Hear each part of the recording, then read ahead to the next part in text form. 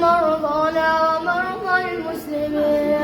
اللهم لا تدع لنا في مقامنا هذا ذنبا إلا غفرته، ولا مريضا إلا شافيته، ولا مبتلى إلا عافيته، ولا ميتا إلا رحمته، ولا آمين يا رب العالمين.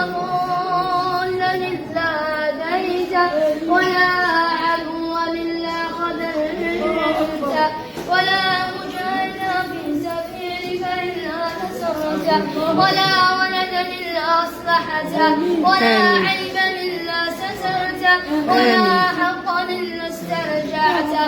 اللهم هون علينا سكرات الموت، وتوفنا وأنت راض عنا.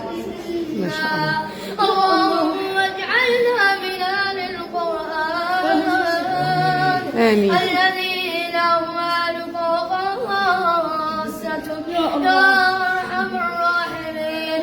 اللهم اجعلنا في الدنيا هاديين، وفي الآخرة مرحومين، ومن الحلال مرزوقين، ومن الحرام معصومين، ومن المعاصي هاربين، ومن الفتنة سالمين، وعلى الطاعة واقفين، وعند الموت شاهدين، وفي القبر مؤنسين، وعند السؤال ثابتين، ومن الحوض واردين، وفي الجنة خالدين، وفي الفردوس نازلين، وفي عليين ساكنين، وإلى وجهك ناظرين يا أرحم الراحمين. آمين.